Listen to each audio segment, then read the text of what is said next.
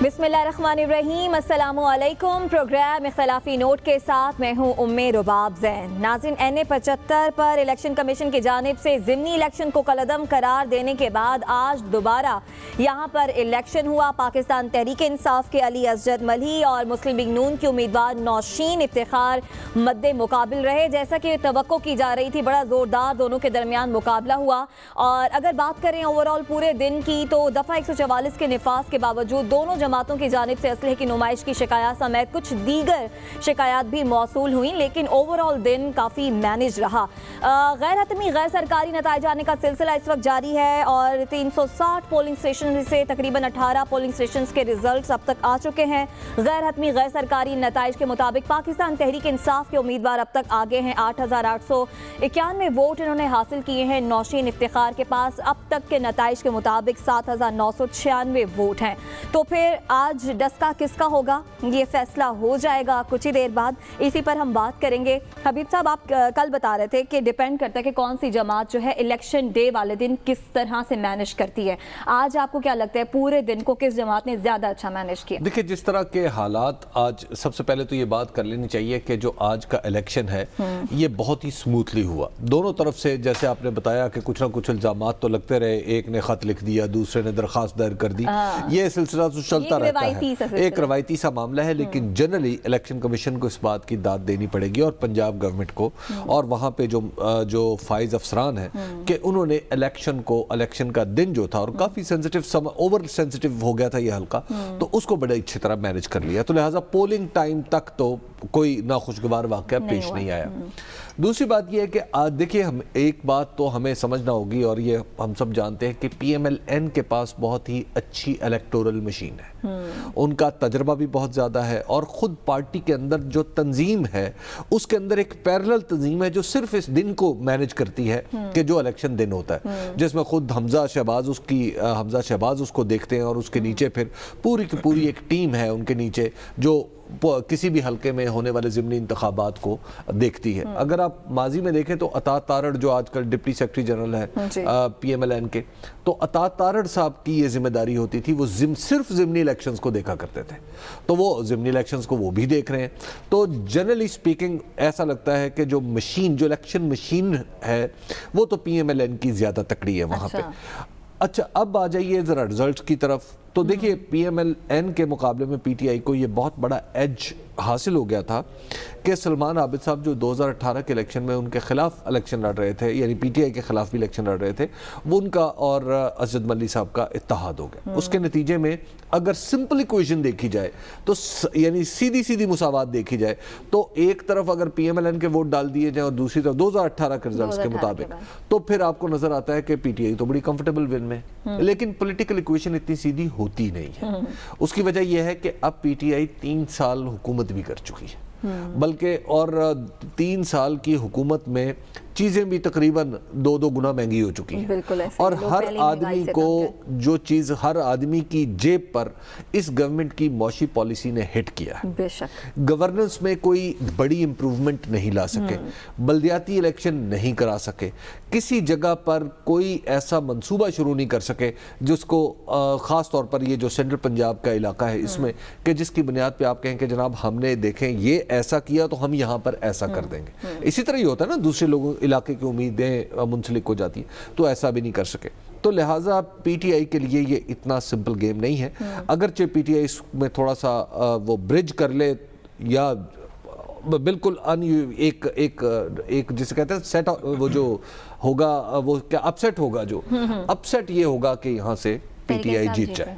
अच्छा साथ ये अपसेट होगा कि अगर तहरीक इंसाफ यहाँ से जीत जाती, लेकिन अब तक जो रिजल्ट्स आ रहे हैं उनके मुताबिक तहरीक इंसाफ के उम्मीदवार ही आ गए, लेकिन क्लोज कॉल है। नौशीन अभी तो 7 बजे, अभी तो कोई इतना वक्त नहीं हुआ, अभी तो 2 घंटे पहले पोलिंग क्लोज हुई है, तो अभी तक के रिजल्ट्स के ऊपर तो कोई बात भी नहीं की जा सकती। ट्रेडिशनली अगर आप इसकी थोड़ी सी तारीख देखें तो हिस्टोरिकली आपको पता है कि डस्के की जो सीट है ये पीपल्स पार्टी की सीट हुआ करती थी। ये पीपल्स पार्टी का गढ़ था। भुट्टो साहब की 1970 के इलेक्शन के बाद इफेक्टिवली 1990s तक ये वाली सीट बार बार पीपल्स पार्टी जीती, जिसके बाद से ये अब पिछले 20-25 साल से नून लीग का गढ़ है। تو نون لیگ نے 2018 میں جیتا. نون لیگ کی سیٹس کے ووٹ زیادہ تھے جب فروری کے اندر الیکشن ہوا. تو ٹریڈیشنل پالیٹکس کے لحاظ سے میرے خیال میں نون لیگ کو یہ سیٹ جیت جانی چاہیے, اور اگر نون لیگ یہ سیٹ جیت جائے تو کوئی عوام کا ریفرینڈم اس گورنمنٹ کے خلاف نہیں ہوا جس طرح کے لوگ بات کر رہے ہیں. ویسے یہ بڑی عجیب سی بات ہے کہ اگر پشاور کے اندر الیکشن ہو رہا ہو تو عوام کا ریفرینڈم نہیں ہے کیونکہ وہ پی ٹی آئی کا حلقہ ہے, تو ہو سکتا ہے کہ وہاں سے وہ جیت جائے. لیکن اگر ڈسکا کے اندر الیکشن ہو رہا ہو, یا جب ہم نے یہ 222 لاہور والا الیکشن دیکھا تھا, تو وہ عوام پوری کا ریفرینڈم تھا پی ٹی آئی کی گورنمنٹ کے خلاف. اس طرح کی بات نہیں ہے, یہ کوئی پی ٹی آئی کی گورنمنٹ کے خلاف ریفرینڈم نہیں ہو رہا. بلکہ میں تو اپنی کل کی بات سے آگے یہاں پہ تھوڑا سا کل کی بات کو بڑھانا چاہتا ہوں. حبیب صاحب نے درست کہا کہ انتظامی طور پہ یہ ایک سکسیس ہے کہ ہم نے الیکشن کو ایک بڑے کنٹیسٹڈ ماحول کے اندر ای سی پی نے اور ڈسٹرکٹ ایڈمنسٹریشن نے الیکشن کو تھوڑے بہتر انداز میں کیا. سی سی ٹی وی کے کیمراز زیادہ لگے, دیگر تھوڑی سی اس میں ایس او پیز فالو کی گئیں. لیکن اگر آپ سیاست سے ہٹ کے مریم نواز صاحبہ کے بیانات اور عمران خان صاحب کے بیانات اور عطا تارڑ صاحب کے بیانات اور پی ٹی آئی کے کچھ دیگر رہنماؤں کے بیانات کو اگر آپ ایک سیکنڈ کے لیے پاز کر دیں, تو اس الیکشن کا, اس بائی الیکشن میں نون لیگ جیت جائے تو کل پاکستان میں کیا تبدیلی آئے گی حبیب صاحب؟ کوئی تبدیلی نہیں ہوگی. اگر پی ٹی آئی جیت جائے گی تو کیا تبدیلی ہوگی؟ کوئی تبدیلی نہیں ہوگی. اگر کوئی کیا ڈسکے میں چیزیں سستی ہو جائیں گی حکومت کے جیتنے سے یا نون لیگ کے جیتنے سے؟ کیا وہاں کے عوام کو روزگار ملنا شروع ہو جائے گا؟ کیا ہم نے کل بھی میں نے تھوڑی سی اس کے اوپر گزارش کی تھی کہ سب سے بڑا ہم نے اربوں روپیہ لگایا. بائی دی وے آج کے الیکشن کے اوپر بھی یہ جو ایڈیشنل سی سی ٹی وی فوٹیجز لگی ہیں, جتنے وہاں پہ لوگ تعینات ہیں, ان کی تنخواہیں کروڑوں روپیہ, ریاست کا کروڑوں روپیہ لگ رہا ہے اس الیکشن کو کنڈکٹ کرنے میں. اربوں روپیہ لگا گیلانی صاحب کے الیکشن کے اوپر, اور کہا کہ جی اب تو حکومت کے خلاف پورا ایک ریفرینڈم آ گیا, اب تو حکومت گئی. اور گیلانی صاحب جب آگے سینٹ میں تو کیا فرق پڑا ہے پاکستان میں؟ کیا ہو گیا ہے؟ کوئی فرق پڑا ہے؟ کوئی پی ڈی ایم نے نئی تحریک شروع کر دی ہے؟ کوئی چیزیں سستی ہونی شروع ہو گئی ہیں؟ تیل مفت ملنا شروع ہو گیا ہے؟ بجلی اب مفت ملتی ہے پاکستان کے اندر؟ دیکھیے پاکستان کے مسائل اور ہیں, یہ سیاست ہے, میں سیاست پہ بات کرتے رہیں گے, سیاست کے اندر اونچ نیچ آتی رہے گی. لیکن پاکستان کا مسئلہ ڈسکا NA-75 کا الیکشن نہیں ہے, یہ ایک پولیٹیکل پارٹی کا, چند ایگوز کا, کچھ اناؤں کا مسئلہ ہے. لیکن یہ پاکستان کے عوام کا, پاکستان کی ریاست کا ڈسکے میں آج کیا ہوتا ہے اس سے کوئی زیادہ تعلق نہیں. بالکل عوام کا اس سے تعلق نہیں ہے. لیکن آپ کو آگے بڑھتے ہیں, آپ کو بتائیں کہ وزیر اعظم عمران خان کے قریبی سمجھے جانے والے دوست جہانگیر ترین عمران خان سے ناراض ہیں. جیسے جیسے وہ پیشیاں بھگت رہے ہیں ویسے ویسے ان کی ناراضگی, ان کا غصہ جو ہے وہ بڑھتا جا رہا ہے. انہیں لگتا ہے کہ ان کو نشانہ بنایا جا رہا ہے, وہ لوگ نشانہ بنا رہے ہیں جو عمران خان کے ارد گرد کے لوگ ہیں, جبکہ تحریک انصاف کے دیگر لوگ کہتے ہیں کہ جناب یہی تو پاکستان ہم لے کر آنا چاہتے تھے, دو نہیں ایک پاکستان ہم نے عوام کو دکھایا جس میں دوسروں کے خلاف نہیں بلکہ جو اپنے ہیں ان کے خلاف بھی کارروائیاں ہو رہی ہیں, ہم نے بھی بھگتی ہیں کارروائیاں, آپ بھی بھگتے. وزیر خارجہ شاہ محمود قریشی کہتے ہیں کہ اگر آپ کو کوئی مسئلہ ہے تو وزیر اعظم عمران خان سے آپ ملاقات کر سکتے ہیں. اسی پر ہم بات کریں گے. آپ کو بتائیں کہ جہانگیر ترین کل جب پیش ہوئے تھے FIA کے سامنے تو رات کو ہم خیال گروپ نے مل کر رات کا کھانا کھایا تھا. آج ان کی عدالت پیشی تھی, پھر ناشتے کا اہتمام کیا گیا. عدالت پیشی کے موقع پر انہوں نے کچھ باتیں کی ہیں, وہ آپ کو سنواتے ہیں. یہ ضرور کریں آپ انکوائری, انویسٹیگیشن, پروسیکیوشن, مگر جو اس وقت ٹیم کر رہی ہے وہ بائسڈ ہے, وہ آزادانہ نہیں کر رہی, وہ کسی کی ڈائریکشن پہ کی جا رہے ہیں. نئی ٹیم تشکیل دے, پھر سے اس کو دیکھ لیں, کوئی فرق نہیں پڑے گا, وقت بہت ہے آپ کے پاس. مگر جن لوگوں کو ٹیلی فون کال پہ آرڈرز کے کام نہ کیا جائے, یہ FIRs جو ہیں یہ اسلام آباد میں بنی, ایک USB پہ یہ یہاں آئیں اور یہاں تفتیشوں نے ان کی دستخط کر کے ان کو جمع کرا. تو اسی پر بات کریں گے, کون نشانہ بنا رہا ہے, کیوں نشانہ بنایا جا رہا ہے, ہم خیال گروپ یہ جو اکٹھے ہو رہے ہیں اب کرنے کیا جا رہے ہیں, اسی تمام تر صورتحال پر بات ہوگی. صوبائی وزیر پاکستان تحریک انصاف کے نعمان لنگڑیال ہمارے ساتھ موجود ہیں. نعمان لنگڑیال صاحب بہت شکریہ آپ کے وقت کا. آپ لوگوں نے کل رات کا کھانا بھی کھایا, آج ناشتہ بھی ہوا, سب اکٹھے ہیں, یہ بھی فیصلہ کیا جا رہا ہے کہ وزیر اعظم عمران خان سے بھی ملاقات کی جائے گی. یہ بتائیے گا کیا کوئی فارورڈ بلاک تو نہیں بننے جا رہا تحریک انصاف میں؟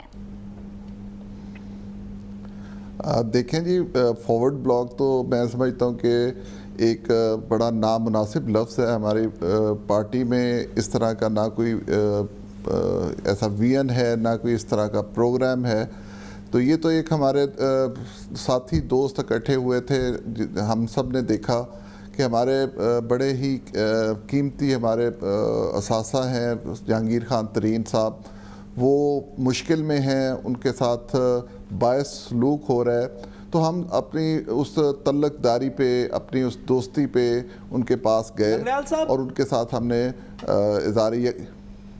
لنگریال صاحب, اگر یہ معاملہ اور تھوڑے سے اگر ایک مفروضے پہ بات ہو سکے, اگر یہ معاملہ آگے بڑھتا ہے اور جہانگیر ترین صاحب کی مشکلات میں خدا نخواستہ اضافہ ہوتا ہے, لیٹس امیجن کہ ان کو گرفتار کر لیا جاتا ہے یا کوئی بہت خدا نخواستہ سنگین بات ہوتی ہے, کیا پھر بھی آپ پرائم منسٹر کے ساتھ آپ کا گروپ کھڑا ہے, یا کوئی ایسی ریڈ لائن ہے جس کے بعد آپ پرائم منسٹر کے ساتھ نہیں کھڑے کہ اگر یہ لائن کراس ہوگی تو ہم اپنی حکومت کی پالیسیز کے ساتھ اور پرائم منسٹر کے ساتھ اتفاق نہیں کریں گے؟ دیکھیں میرے بھائی, بڑی ہماری کلیئر کٹ سی نظریہ ہے کہ ہم نے پی ٹی آئی کو مضبوط رکھنا ہے. پی ٹی آئی میں جو اس طرح کے عناصر ہیں جو پی ٹی آئی کو کمزور کرنا چاہ رہے ہیں, ان کو ہم نے بے نقاب کرنا ہے. کس طرح کے عناصر ہیں؟ موقع مل گیا ہمیں کہ ہم کس طرح کے, شہزاد اکبر ہے, شہباز گل ہے, کون سے عناصر ہیں؟ شاہ محمود قریشی صاحب بھی آج بول رہے تھے, کون سے عناصر ہیں لنگڑیال صاحب؟ اچھا میرے بھائی, میں آپ کو بتاتا ہوں, دیکھیں ہر پارٹی کے اندر چھوٹی چھوٹی گروپنگ ہوتی ہے, یہ کوئی نئی بات نہیں ہے, اس پہ نہ کسی کو اعتراض ہے, لیکن بات یہ ہے کہ جس طرح جہانگیر خان ترین نے پچھلے پرائم منسٹر آف پاکستان کا ساتھ دیا, اور جس طرح انہوں نے پارٹی کو لے کے چلے اور جس طرح انہوں نے پارٹی کو سنبھالا دیا, وہ ساری چیزیں اگر آپ دیکھیں تو جو جہانگیر خان ترین ہیں وہ ایک بہت امپورٹنٹ قد کے بندے ہیں, اور ان کے ساتھ اگر اس طرح کا سلوک ہو رہا ہے تو وہ چیز ہمارے لیے لمحہ فکریہ ہے. اور ود ان دا ہماری پارٹی, ود ان دا ہماری گورنمنٹ میں اس طرح کا سلوک, ہم تو کم از کم اس چیز کا ضرور اپنے پرائم منسٹر اور ہمارے قائد عمران خان صاحب کو ضرور اس چیز کا احساس دلائیں گے کہ یہ مناسب نہیں ہے. لیکن اگر آپ اس طرح اپنی پارٹی خود کے آپ کو بھی نشانہ بنایا گیا اس پالیٹکس کا جس کا نشانہ جہانگیر خان ترین صاحب بنے. مجھے یہ پتہ ہے کہ کس طرح کابینہ کے اندر کیا ہوا, پھر جب جہانگیر خان ترین صاحب نکلے تو ان کے قریبی لوگوں کو کس طرح وزارتوں سے نکالا گیا, کس طرح سارے ان کے ساتھ زیادتیاں ہوئیں. تو وہ جو گروپ یہ فارمیشن ہے وہ بتا رہی ہے کہ حالات اتنے سادہ نہیں ہیں. لیکن جو آپ کا نمبر ہے, اگر ہم پنجاب اسمبلی میں بات کریں جس کے آپ رکن بھی ہیں, آپ کا نمبر بڑا ڈینجرس ہو چکا ہے. آپ کا نمبر اب ایسا ہے کہ اگر آپ چاہیں تو حکومت گرا سکتے ہیں. تو اصل بات یہ ہے کہ کیا کوئی اور پارٹیاں بھی آپ سے رابطہ کر رہی ہیں حکومت گرانے کے لیے؟ دیکھیں میں آپ کو بتاتا ہوں, آپ نے بات کی منسٹری سے اتارا, اس چیز پہ تو میں آپ کو بڑا کلیئر کہتا ہوں کہ جی یہ تو ٹوٹلی طور پہ اس کا پی ایم صاحب کا یا سی ایم صاحب کا اختیار ہوتا ہے کہ وہ ہمیں عہدے دیتے ہیں. ہم ان کی پارٹی کے ممبر ہیں, وہ ہمیں اگر عہدے دیتے ہیں تو ان کی مہربانی, اگر وہ ہم سے عہدے واپس لیتے ہیں تو وہ بھی انہی کا پروگیٹو ہے, اس پہ ہم کسی طرح کی نہ گلہ کر سکتے ہیں نہ بحث کر سکتے ہیں. جہاں تک بات آپ کر رہے ہیں دوسری پارٹیز کی کہ ہم دوسری پارٹیز کے ساتھ رابطہ کریں یا ان کے ساتھ چلیں, تو میرے بھائی ہم تو جب پی ٹی آئی میں شامل ہوئے تھے تو ہم تو اپنی وہ جیسے کہتے ہیں کشتیاں جلا کے آئے تھے. ہمارے پاس تو اس کے آگے کوئی راستہ نظر نہیں آتا کہ ہم کسی اور پارٹی کے ساتھ جائیں. لنگڑیال صاحب, اپوزیشن کے علاوہ کیا اتحادی پارٹیز میں سے کسی سے بات ہو رہی ہے اسپیسیفکلی؟ کیا پی ایم ایل کیو سے, کیا پرویز الہی صاحب کی پارٹی سے کوئی بات چل رہی ہے آپ کی, یا کوئی کانٹیکٹ ہے, یا کوئی درمیان میں کوئی برج بنا ہوا ہے؟ دیکھیں میرے بھائی, سب سے بڑی بات یہ ہے کہ میں آپ کو کلیئر کٹ کہہ رہا ہوں کہ جہانگیر خان ترین صاحب نے بھی میڈیا کے سامنے کلیئر کٹ یہ کہا ہے کہ ہم ود ان دا پارٹی ہیں, ہم نے پارٹی کے اندر رہنا ہے, ہم نے پارٹی کو نہیں چھوڑنا, ہم نے کسی پارٹی کے ساتھ کوئی رابطہ نہیں کرنا. تو یہ چیزیں, اس چیز کی دلیل ہے کہ ہمارے لیے پی ٹی آئی سب سے امپورٹنٹ ہے.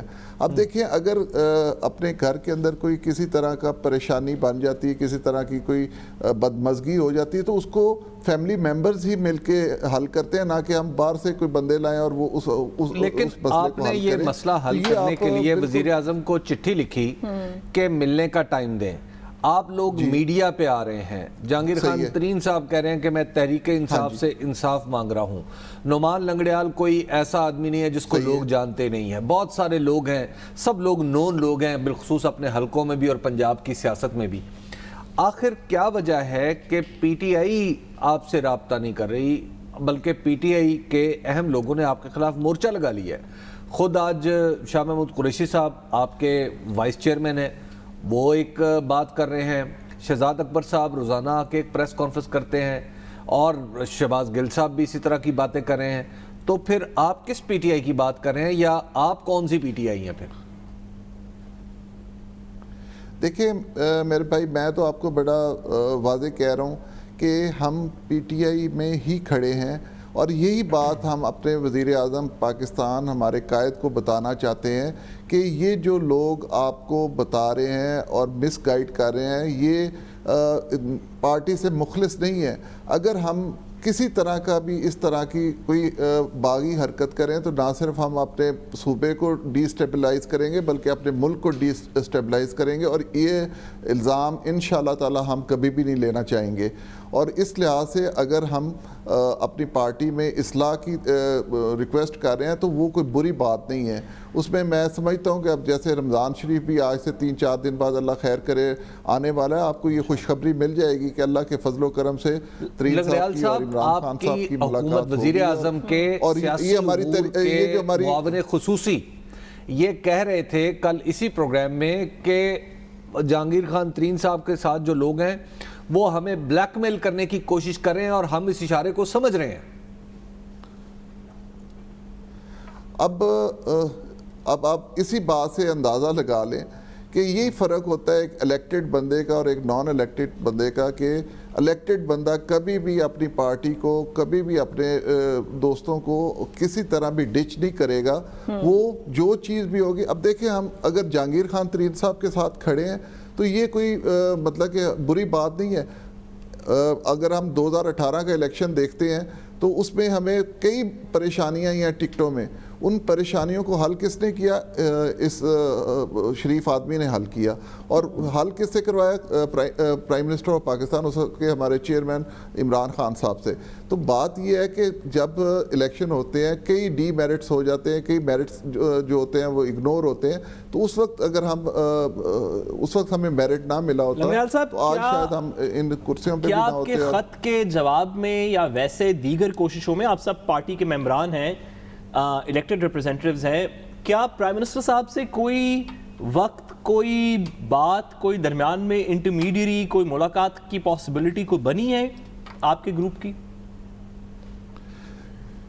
دیکھیں میں یہ بھائی کہہ رہا ہوں کہ انشاءاللہ تعالی یہ ودن نو ٹائم یہ ملاقات ہو جانی ہے، کیونکہ یہ ہماری پارٹی کا مسئلہ ہے، اس کو ہم نے لنگر آن کیوں کرنا ہے؟ اور لنگر آن کرنے کا فائدہ بھی ہمیں کوئی اس کا نہیں ہے، کیونکہ جتنا یہ لنگر آن ہوگا اتنا غلط فہمیاں جو رائٹ لیفٹ سے آپ کو نظر آ رہی ہیں وہ بڑھیں گی. ادروائز ہماری سنسیورٹی میں کوئی فرق نہیں آئے گا. ہم تو اسی 1 پوائنٹ ایجنڈے پہ ہیں کہ اگر ترین صاحب نے عدالتوں کو فیس کرنا ہے وہ کرنے کو تیار ہیں. صرف وہ ڈیمانڈ کیا کر رہے ہیں کہ میرے ساتھ لیول پلینگ گراؤنڈ ملے مجھے، جس پہ مجھے اعتراض نہ ہو کہ یہ جو بائسڈ انویسٹیگیشن ہو رہی ہے وہ نہ ہو. اس کے علاوہ ہمارا کوئی ایجنڈا نہیں ہے، کوئی ہمارا پروگرام نہیں ہے. ہم اپنی پارٹی کو اسٹرینتھن کرنا چاہتے ہیں. اگلا الیکشن بھی آ رہا ہے، اس کے لیے بھی ہم نے تیاریاں کرنی ہے. ابھی ایک بات یہ ہو رہی ہے لنگڑیال صاحب کہ آپ کو دراصل اس گروپ کو ایک خاص طریقے سے لانچ کیا گیا ہے تاکہ عمران خان صاحب سے کچھ باتیں منوائی جا سکیں.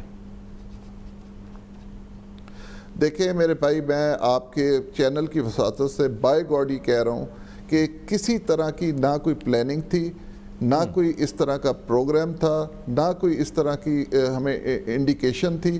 صرف ایک انسیڈنٹ ہوا جب ترین صاحب پر 3 FIR کٹی، اور ہم جو ان کے ساتھ تھرو آؤٹ 2018 سے رابطے میں تھے، ہم ان کے پاس گئے، ان سے ہم نے دریافت کیا. انہوں نے جب یہ بات بتائی تو ہمیں یقیناً اس چیز کا افسوس ہوا کہ گورنمنٹ بھی ہماری ہو، پارٹی بھی ہماری ہو، اور ہمارا اتنا ٹاپ کا لیڈر جو ہے وہ اس پریشانی میں ہے. ہم نے اس لیے اکٹھے ہو کے ان کو نہ صرف اظہار یکجہتی کیا بلکہ ان کو ہم نے تسلی دی کہ کہ انشاءاللہ تعالی ہم آپ کے ساتھ ہیں, اور جو آپ انصاف کی بات کر رہے ہیں وہ آپ کا رائٹ ہے as a Pakistani, as a party leader ہم آپ کے ساتھ ہیں, اور انشاءاللہ تعالی ہم اپنے پرائم منسٹر کو بھی ریکویسٹ کریں گے کہ اس چیز کو حل کیا جائے. یہ کوئی ناجائز مطالبہ بھی نہیں ہے, نہ کوئی ناجائز ہماری شرائط بھی نہیں ہے. علیم خان نے کوئی شور نہیں مچایا, سبطین خان نے کوئی شور نہیں مچایا. آپ نے خود کہا کہ جناب اچھا ٹھیک ہے, وزارت لینا اور دینا جو ہے وہ جن کا کام ہے وہ جانے, یعنی پرائم سی ایم صاحب اور پرائم منسٹر صاحب. تو پھر آپ شور کیوں مچا رہے ہیں؟ دیکھیے میرے بھائی بات یہ ہے, علیم خان صاحب سنیں نا, دیکھیں علیم خان صاحب کا لاہور کا حلقہ ہے, وہ لاہور سے الیکٹ ہوتے ہیں, لاہور میں پولیٹکس کرتے ہیں. ان کا جو ہمارے سینٹرل پنجاب ہے, ساؤتھ پنجاب ہے, ادھر ان کا اتنی آمد و رفت نہیں ہے. ترین صاحب کا فرق یہ ہے کہ ترین صاحب نے آل اوور پنجاب میں اپنا انفلوئنس بھی دکھایا, اپنا تعلق بھی بنایا, اپنا پارٹی کو اسٹرینتھن بھی کیا. ان کا اور اس کمپیریزن نہیں کرنا چاہیے. اگر اس وقت ہمیں علیم خان صاحب بھی اس طرح بتاتے کہ یہ میرے ساتھ یہ مشکل ہو رہی ہے, تو ہم ان کے ساتھ بھی ویسے ہی کھڑے ہوتے, کیونکہ وہ ہمارے کولیگ بھی ہیں, ہمارے پارٹی کے بھی رہنما ہیں. تو بات اتنی ہے کہ یہ تو چیز بلانے سے ہے یا آپ خود احساس کرنے سے ہے. ہمیں دیکھیں, ہم جتنے پارلیمنٹیرین اس وقت ترین صاحب کی طرف گئے ہیں, ہم سارے فیملیز والے بندے ہیں, ہم نے الیکشن لڑے ہیں, ہماری اپنی ایک سٹینڈنگ ہے اپنے حلقوں میں. اور یقین مانیے کسی بندے نے بھی یہ اس چیز پہ ہمیں نہیں اعتراض کیا کہ آپ ترین صاحب کی کیوں سپورٹ کر رہے ہیں. ہم تو صرف سپورٹ اس حد تک کر رہے ہیں کہ ان کو انصاف ملے. انصاف سے آگے نہ ہم کوئی ایجنڈا ہمارا ہے, نہ کوئی ہم اس سے زیادہ بات کریں گے. آپ بھی گواہ ہیں انشاءاللہ تعالی. پاکستان تحریک انصاف سے بہت شکریہ. تحریک انصاف کے صوبائی وزیر نعمان لنگریال ہمارے ساتھ موجود تھے. جہانگیر ترین ایسا کیوں کہہ رہے ہیں کہ تحقیقاتی ٹیم جانبدار ہے, یہ جانیں گے اس بریک کے بعد. ہمارے ساتھ رہیے گا. ویلکم بیک ناظرین. حبیب صاحب, آپ کو نہیں لگتا تحریک انصاف پر جہانگیر ترین اسی طرح کے الزامات لگا رہے ہیں جیسا کہ ہمیں اپوزیشن لگاتی ہوئی نظر آئی کہ جناب جانبدار تحقیقات ہو رہی ہیں اور پھر گٹھ جوڑ کی باتیں بھی ہوتی رہیں.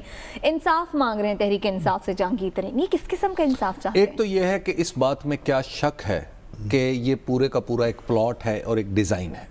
اس کی وجہ یہ ہے کہ آپ نے صرف چینی کا جو پورا معاملہ ہے, پوری منڈی جو تباہ کی گئی ہے, وہ صرف ایک شخص کی وجہ سے کہ جہانگیر خان ترین کو ایکچولی فکس کرنا ہے. اور وزیر اعظم کے ارد گرد وہ لوگ موجود ہیں, اور اب تو نام سامنے نام لے لے کے کہہ رہے ہیں اعظم خان ان میں جو پرنسپل سیکرٹری ہیں, اس طرح شہزاد اکبر صاحب ہیں. خود پہلے جو شہباز گل صاحب تھے ان کی پوزیشن نیمے بروں تھی, لیکن کل انہوں نے ہمارے پروگرام میں کلیئر اپنی کارڈز کھول کے دکھا دیے. شاہ محمود قریشی صاحب نے بھی کھول کے دکھا دی. یعنی تحریک انصاف میں ایک سائزبل لوگ وہ ہیں, جو ایک بڑے لوگ ہیں, ایک سائزبل حصہ ہے جو سمجھتا ہے کہ جہانگیر خان ترین کو واپس نہیں آنا چاہیے. اور پھر متعین الزام ہے کہ جناب واٹس ایپ کے ذریعے ایف آئی آریں کیوں لکھوائی جا رہی ہیں واٹس ایپ پہ. یعنی جو بتانے والے یہ بتاتے ہیں کہ ایک طرف بندہ فون پہ بات کر رہا ہے, اور بڑا امپورٹنٹ کیبنٹ میں بیٹھنے والا آدمی وہ فون پہ بات کر رہا ہے, ساتھ ایک آدمی بیٹھا ہوا اس سے پوچھ رہا ہے اچھا جی آپ بتائیں, اچھا وہ کیا پوائنٹ تھا, کیا تھا, اور لاہور میں بیٹھا ہوا ایک آدمی لکھ رہا ہے. آخر یہ ڈرامہ کیوں ہو رہا ہے؟ یہ واٹس ایپ آخر ہماری تاریخ میں اتنے گھٹیا انداز میں کیوں استعمال ہوتا ہے؟ کیا تاریخ دہراتے ہوئے نظر نہیں آ رہی آپ کو؟ تو لہٰذا جب آپ اس طرح کی ایک پوزیشن لیں گے اپنی ہی پارٹی کے خلاف, کیا کوئی بندہ پاکستان میں ایسا ہے جو کہہ رہا ہے جہانگیر خان ترین کو نہ پوچھو؟ صرف یہی کہہ رہا ہے نا جہانگیر ترین خود بھی نہیں کہہ رہے, خود بھی نہیں کہہ رہا بھائی. جہانگیر خان صرف یہ کہہ رہا ہے نا کہ بھائی آپ میرے ساتھ وہی سلوک کرو جس طرح عام پاکستانی کے ساتھ ہونا چاہیے. آپ کو مجھے پھنسانے کی کوشش نہ کرو. پاکستان میں تو مقدمہ درج کرانی دراصل بندے کو پھنسانا ہے. یہاں پہ کون سا ہمارا نظام انصاف, معاف کر دینا مجھے بھائی, یہ ہمارا نظام انصاف کون سا 2 مہینے میں فیصلہ کر دیتا ہے یا مہینے میں فیصلہ کر دیتا ہے؟ تو یہاں پہ تو مقدمہ بنا دینا ہی دراصل بندے کو پروسیکیوٹ کرنا نہیں, پرسیکیوٹ کرنا, اس کو اذیت دینا. اور لاسٹلی میں آپ کو ایک بات بتا دوں, بہرحال معاملات حل ہونے کی طرف چل پڑے ہیں. اگر اسلام آباد میں بیٹھے ہوئے کچھ لوگوں کو سمجھ نہ آئی تو وہ فون کال جو آج جہانگیر خان ترین کے گروپ کو گئی ہے, اس کال میں اگلی کوئی بات ایسی بھی ہو سکتی ہے کہ اسلام آباد والوں پیک اپ ٹینشن دے سکتے ہیں تحریک انصاف کو جہانگیر ترین. دیکھیے یہ جو سپلٹ ہے الیکٹڈ نان الیکٹڈ کا, جو ابھی لنگریال صاحب بھی بات کر رہے تھے, یہ سپلٹ ریزنبل, یہ بات ریزنبل ہے کہ کیا ان الیکٹڈ لوگ ایسی پالیسیز ایسے پلانز بنا سکتے ہیں جن کے اندر جو ایک الیکٹڈ پاپولیشن جو ریپرزینٹیو وائس ہے ان کو ان کی وائس کو مارجنلائز کی جائے. دیکھیں جہانگیر ترین صاحب کے بارے میں ہم پہلے بھی کچھ بات کر چکے. میرا تو اس کے اندر یہ کنسسٹنٹ ویو ہے کہ جتنے بھی لوگ مارکیٹ میں وہ کہتے ہیں کہ شوگر انڈسٹری کے بہت سے مسائل ہیں, ان مسائل کو اسٹرکچرلی ٹھیک ہونا چاہیے. اس کے اندر کوئی دو رائے نہیں کہ شوگر انڈسٹری کے مسائل کو اسٹرکچرلی ٹھیک ہونا چاہیے. لیکن جہانگیر ترین صاحب کوئی شوگر انڈسٹری کی کرپشن کے علمبردار نہیں ہے. میں ایک بڑی سمپل سی بات بتاتا ہوں. اومنی گروپ کی شوگر ملیں کدھر گئی ہیں حبیب صاحب؟ وہ بات جو شروع ہوئی تھی کہ حلوائی کی اکاؤنٹ کے اندر 5 ارب ہیں اور فلودے والے کے اکاؤنٹ کے اندر 3 ارب روپے ہیں, وہ کوئی آپ سے میرے سے لے کے تھوڑی گئے تھے. کچھ شوگر ملوں سے تھے, کچھ کہیں سے تھے, کچھ کہیں سے تھے. شہزاد اکبر صاحب بصد احترام ان سے سوال یہ کرنے والا ہے کہ سر آپ نے بڑا فوکس کیا جہانگیر ترین پہ, آپ ابھی بھی کر رہے ہیں, شہباز گل صاحب کل تک کر رہے تھے, وہ اومنی گروپ کی شوگر ملوں کا کیا بنا؟ آپ کو پتہ ہے کہ سندھ کے اندر جب اومنی گروپ کی شوگر ملیں گنا اٹھاتی تھیں اور کسان کو پیسے, جب کسان کو پیسے نہیں دیتی تھی تو یہ نہیں ہوتا تھا کہ کسان کو پیسے ڈیلے سے جا رہے ہیں. پولیس والے آ کے ان کسانوں کے اوپر لاٹھی چارج کرتے تھے سندھ حکومت کے کہنے کے اوپر. ان شوگر ملوں کا کیا بنا؟ ان کے آڑتی کدھر گئے, ان کے ڈیلرز کدھر گئے, ان کا سٹا کدھر گیا؟ فوکس یہاں شفٹ ہو گیا نا. جہانگیر ترین صاحب کا یہ کہنا ہے کہ مجھے امتیازی طور پہ سلیکٹ کر کے میرے خلاف کارروائی کی جا رہی ہے, اکراس دا بورڈ نہیں. اگر حکومت مہربانی کر کے اکراس دا بورڈ کے اندر سندھ کی شوگر ملیں فار ایگزامپل دکھا دے یا دیگر لوگوں کو دکھائے کہ جی ہم ایک ڈسپیشنٹ کارروائی کر رہے ہیں, تو میرا خیال ہے کہ کسی کا کوئی اس سے پہلے ساتھ ایک بہتر پالیسی بنا لیں, بجائے اس کے کہ بندے پکڑیں دھکڑیں ایف آئی آر درج کریں. پالیسی بنائیں, آپ شفٹ کریں. بھائی شوگر کو بزنس جو ہے کل کی طرح نہیں چلے گا, اب نیا طریقے سے چلے گا. ٹھیک ہو گیا جی. بریک کے جانے بڑھیں. بریک سے جب واپس آئیں گے تو مئی کے آخر اور جون میں جو امتحانات ہو رہے ہیں, اس طرف کورونا بھی پھیل رہا ہے, کیا یہ امتحانات ہونے چاہیے یا نہیں, اسی پہ بات کریں گے. ہمارے ساتھ رہیے گا. ویلکم بیک ناظرین. ایک جانب کورونا بڑھتا جا رہا ہے تو دوسری جانب 9ویں 10ویں ایف اے او لیول اور اے لیولز کے مئی اور جون میں امتحانات شیڈول ہیں. دنیا بھر میں نوجوان اور بچوں کو اب تک ویکسینیشن نہیں لگائی جا رہی.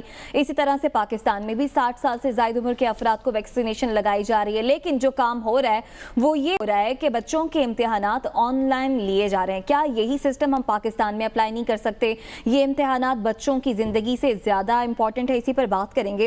حبیب صاحب, پہلی لہر دوسری لہر, ہم نے اس سے کیا کچھ نہیں سیکھا؟ ہم نے پہلے بھی اسکول بند کیے, بچوں کو پروموٹ کر دیا اگلی کلاسز میں. کیا ابھی بھی آن لائن امتحانات نہیں ہو سکتے؟ دیکھیں یہ بڑا مشکل ٹریڈ آف ہے. اس کی وجہ یہ ہے کہ ایک طرف تو دنیا میں ویکسین چلیے دستیاب ہو تو ایک بات ہے نا, دستیاب بھی نہیں ہے. یعنی آپ یہ نہیں کہہ سکتے کہ فوری طور پہ لائیں گے ہم, اتنی ویکسین مل جائے گی اور ہم سب کو لگا دیں گے. اساتذہ کو بھی بچوں کی ویکسین تو بھی بنی ہی نہیں ہے, یعنی وہ ویکسین ابھی تجرباتی مراحل میں ہے, تو لہٰذا بچوں کا تو آؤٹ آف کوسچن ہے. لیکن بڑے لوگوں کے لیے بھی ویکسین اویلیبل نہیں ہے.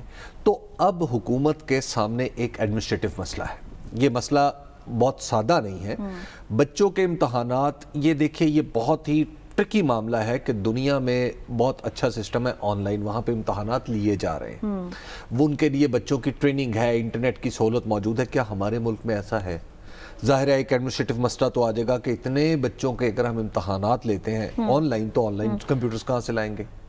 تو پھر اس کے بعد کلامی کی معذرت, یاسمین راشد صاحبہ ہمارے ساتھ موجود ہیں, اگر آپ ان سے بھی سوال کر لیں. ڈاکٹر صاحبہ, ہمارے سامنے اب ایک دفعہ امتحانوں کا اور تعلیم کا چیلنج آ رہا ہے جو بڑی نیچرل انداز میں ہے. ہم پھر اپنے بچوں کو ایکسپوز کرنے جا رہے ہیں کرونا کے لیے, اور بہت سارے ٹیچرز ان کو بھی ہمیں کرونا کے لیے ایکسپوز کرنا پڑے گا کیونکہ کرونا میں تو کوئی کمی نہیں آ رہی. کیا حل ہے آپ کے پاس؟ کیا ٹیچرز کو ویکسینیٹ کیا جائے, کیا کیا جائے؟ ابھی وکرم صاحب, مسئلہ یہ ہے کہ ایک ایسا سوال ہے جو ساری دنیا میں لوگوں کو اس ڈائلاما کو فیس کرنا پڑ رہا ہے. سب سے بڑی یہ بات ہے کہ یہ جو امتحان ہیں تو بہت زیادہ ہے. یہ آپ کے انٹرنس ایگزامز ہوتے ہیں فار دی یونیورسٹیز, اور اگر یہ امتحان نہ لیے جائیں تو ان کا نقصان بچوں کو بہت زیادہ ہوگا. وجہ یہ کہ یہ وہ امتحان ہے جس پہ اب ڈیسیجن لینی ہے کہ بچوں نے کس کالج کس یونیورسٹی میں جانا ہے, کیا اس نے کریئر فالو کرنا ہے. اچھا, اس کے بغیر آگے چل بھی نہیں سکتے. لیکن یہ ایک ایسا وہ سوال آ گیا, کیچ 22 پوزیشن آ گئی ہے کہ یہ ڈاکٹر صاحبہ, سوری قطع کلامی کی معذرت, ایڈ کر لیجیے گا اپنے جواب میں. दिस इज़ नॉट समथिंग जो कि हम प्रिडिक्ट नहीं कर सकते थे। हमें पिछले साल से पता था कि ये कोरोना कहीं नहीं जा रही, अभी कुछ अर्सा यहीं पे रहेगी, वैक्सीनेशंस भी डिले हैं, और हमें ये भी पता था कि एक्स अमाउंट ऑफ मंथ्स के बाद इतने बच्चों को किसी तरीके से इम्तिहान में बैठना पड़ेगा। आपको नहीं लगता कि गवर्नमेंट को इसमें थोड़ा सा ज़्यादा प्रोएक्टिवली कुछ अल्टरनेटिव सोचने चाहिए थे? How can the government ever predict anything in such an unpredictable situation? आप कैसे, हमने किसी तरीके से भी थर्ड वेव की इंटेंसिटी इतनी प्रिडिक्ट नहीं की थी। वजह ये थी कि जब हमारे पास पिछले साल हम प्रोजेक्शंस दे रहे थे आपको कि 50 लाख पे मरीज चले जाएंगे, we never went to that, हम उससे कम पे रुक गए। अब जबकि हम सोच रहे थे कि सिचुएशन अंडर कंट्रोल आ रही है, इट सडनली वेंट अप, क्योंकि जो वेरिएंट आया वो UK variant was so infection, इतनी ज्यादा उसमें इन्फेक्शन थी कि उसकी फैलाव बहुत ज्यादा तेज हो गया। और ये नहीं है कि हमें तो अभी भी हमारी वो जो इन्फेक्टिविटी रेट जो बहुत ज्यादा 1 to 2% में कॉम्प्लिकेशन होती है, पर क्योंकि तादाद मरीजों की बहुत बढ़ गई तो 1 to 2% की कॉम्प्लिकेशंस बहुत बढ़ गई। जब वो कॉम्प्लिकेशन, तो आपको पता अस्पताल इस वक्त हमारे भरे में मरीजों के साथ, कोई शक नहीं उसके बारे में। ये अभी जो लॉकडाउन किया इससे अल्लाह की थोड़ी सी मेहरबानी हमारे पे ये हो गई है अब, और अल्लाह मजीद मेहरबानी करे कि वो हम भी अब प्लेटोइंग ऑफ, यानी जितने मरीज अब सेहतमंद होकर घर जा रहे हैं, इतने मरीज अस्पतालों में आ रहे हैं, तो कुछ थोड़ी सी सिचुएशन स्लाइटली हमारी हॉस्पिटल में बेहतर हुई है। अब आ गया जहां तक देखिए यूथ का ताल्लुक है, youth is not being vaccinated anywhere in the world. अभी तो किसी जगह भी दुनिया में यूथ को नहीं वैक्सीनेट किया जा रहा। उस्ताद नेचुरली जो टीचर्स हैं वो जरूर एक्सपोज होते हैं, उसके बारे में जरूर हमें सोचना पड़ेगा, what are we going to do with their. फिर वैक्सीनेशन जो हम दे रहे हैं इसकी डेवलपमेंट, एंटीबॉडीज की डेवलप होने में 6 हफ्ते लगेंगे। यानी पहले आप एक वैक्सीन लगवाएंगे, 21 दिन के बाद आप दूसरी लगवाएंगे, उसके 3 हफ्ते के बाद एंटीबॉडी टीटर आपका ऊपर जाएगा। तो ये सारी चीजें जो है मेरा ख्याल है एनसीओसी के सामने भी आई है। डॉक्टर साहब, सीनियर कैम्ब्रिज के इम्तहानात हैं उसमें तो कैम्ब्रिज यूनिवर्सिटी ने कहा है कि जनाब अगर आप इम्तहानात नहीं ले रहे तो हम स्कूल की ग्रेडिंग की बुनियाद पे बच्चों को प्रमोट कर देंगे। इंडिया में सूरत हाल ये है कि 1 लाख से ज़ायद बच्चे गवर्नमेंट को कह रहे हैं कि आपने इम्तहान लेने हैं तो ऑनलाइन कर लें, आप इस तरह एक्सपोज ना करें। तो क्या हम भी कोई इस तरह का सिस्टम कुछ सोचें, एक आउट ऑफ द बॉक्स चीज़ लेके आए? देखिए मेरा ख्याल है पिछले साल भी to quite an extend lot of concessions were given, if I'm not wrong, because I'm not a part of the education, लेकिन as an educationist देखिए मेरे लिए तो एग्जाम्स जैसे प्रोफेशनल एग्जाम्स थे हमारे मेडिकल कॉलेजेस के, थे वो वेरी इंपॉर्टेंट। हम कैसे प्रमोट आगे करते थे, हमारी तो मुमकिन नामुमकिन सी बात। लेकिन वो तो छोटे होते हैं ना, जरा इतने स्केल इतना बड़ा नहीं होता उनका। बिल्कुल सही आप कह रहे हैं हबीब साहब, आप बिल्कुल सही कह रहे हैं। फिर भी हमारे जो मेट्रिकुलेशन की एग्जाम है इसके मुकाबले में तो बहुत ज्यादा नंबर ऑफ स्टूडेंट्स लेते हैं ना। When you talk about senior Cambridge, O levels, A level, तो ये तो कंपैरेटिवली उनके मुकाबले में फिर यानी 22 करोड़ की आबादी में मैंने जो उस दिन शफकत महमूद साहब की बात से 80,000 बच्चे जो इम्तिहान दे रहे हैं, if I'm not wrong, all over Pakistan, जिसमें कोई नंबर ऑफ स्टूडेंट्स जो थे काउंटेड थे कुछ 700-750 खैबर पख्तूनख्वा में, maximum number naturally Punjab being the largest province, सबसे ज्यादा इधर ही है स्टूडेंट्स। बिल्कुल आप सही कह रहे हैं, हमारे लिए बहुत बड़ा डायलेमा है, इट्स अ ह्यूज डायलेमा, जिसके ऊपर मेरा ख्याल है अगले 1 हफ्ते के अंदर किसी न किसी डिसीजन पे आना पड़ेगा, एजुकेशन डिपार्टमेंट वगैरह के साथ दोबारा। ठीक हो गया, अगले हफ्ते आप कह रही हैं कि किसी न किसी डिसीजन पर आना पड़ेगा। बहुत शुक्रिया यास्मीन राशिद साहब हमारे साथ मौजूद थी। प्रोग्राम से इजाज़त दीजिए, आपसे कल मुलाकात होगी अल्लाह ने के बाद।